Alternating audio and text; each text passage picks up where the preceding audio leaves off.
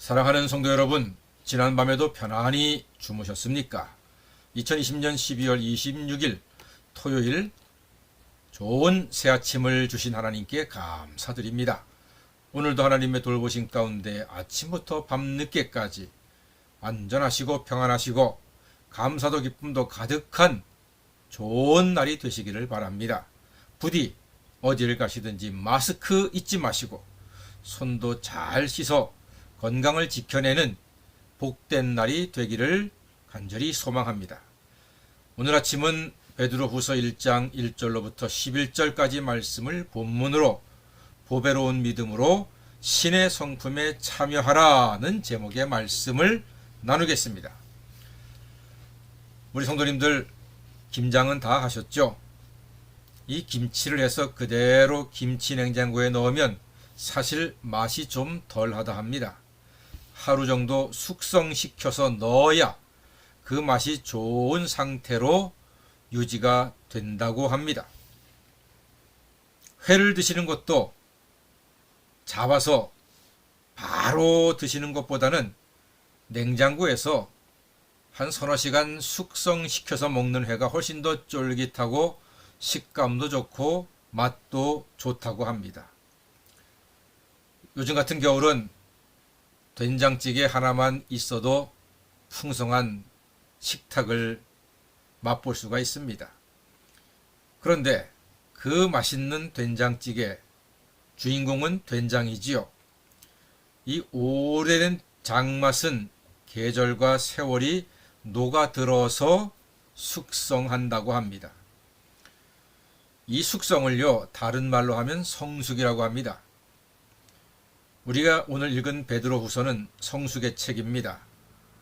베드로 전서에서 고난을 이겨내고 믿음으로 마귀를 대적한 성도는 베드로후서에 이르러 성숙한 성도로 한 걸음 더 나아가게 됩니다. 성도의 성숙을 다른 곳이 아닌 성도의 성품에서 찾을 수가 있습니다. 4절 말씀 보니까요. 그 보배롭고 지극히 큰 약속을 우리에게 주사 이 약속으로 말미암아 너희가 정욕 때문에 세상에서 썩어질 것을 피하여 신성한 성품에 참여하는 자가 되게 하려 하셨다 말씀하고 있습니다. 보배롭고 지극히 큰 약속을 주셨는데요. 이로써 신성한 성품에 참여하는 자가 된다는 말입니다. 먼저 보배로운 약속이 과연 어떤 말입니까? 보배로운 약속, 즉 예수 그리스도를 믿고 그의 의를 힘입어 죄사함 받지요, 구원받지요, 곧 의롭다함을 받습니다. 그런데 이 보배로운 약속을 믿는 것이 곧 보배로운 믿음이라 하는 것입니다. 이 보배로운 믿음으로 우리는 신의 성품에 참여하는 자가 될 수 있습니다. 우리가 필요하고 또 성숙해야 할 신의 성품은 어떤 것이 있는가? 오늘 베드로 사도가 본문 5절에서부터 7절까지 말씀에서 신의 성품을 우리에게 제시를 해줍니다. 제가 한번 읽어보겠습니다. 5절부터 7절까지입니다. 그러므로 너희가 더욱 힘써 너희 믿음의 덕의 지식을, 지식의 절제를, 절제의 인내를, 인내의 경건을, 경건의 형제 우애를, 형제 우애의 사랑을 더하라. 이렇게 말씀하고 있습니다. 믿음과 덕과 지식과 절제와 인내와 경건과 형제 우애, 이 7가지, 8가지의 신의 성품을 우리에게 가르쳐주고 있습니다. 우리 한 가지씩 간단하게 한번 살펴보겠습니다. 먼저 믿음입니다. 믿음, 제일 중요하지요. 첫 번째입니다. 예수님의 의로 우리가 의롭다함을 받았음을 믿는 것, 이게 믿음이지요. 예수의 피로 죄 씻음 받고 예수의 부활로 영생을 얻었다 하는 사실을 믿는 것, 믿음. 예수를 나의 구주로 믿고 예수의 십자가 보혈의 공로와 그의 부활하심으로 죄사함 받고 영생 얻었음을 믿는 것, 이 믿음이 모든 것의 기초입니다. 이 모든 것들은 우리 신앙생활, 하나님 자녀의 모든 것은 이 믿음에서 출발하는 것입니다. 믿음이 우리 신의 성품의 가장 중요한 1번 타자, 핵심입니다. 두 번째는 덕이라고 했습니다. 덕. 이것은 영어로 굿니스, 선함, 또 쉬운 말로 착함이라고 하는 뜻입니다. 착한 사람, 덕이 있는 사람은 따르는 사람이 많습니다. 좀 못되게 굴고 귀찮게 하고 좀 악해 보이는 사람은 따르는 사람이 별로 없습니다.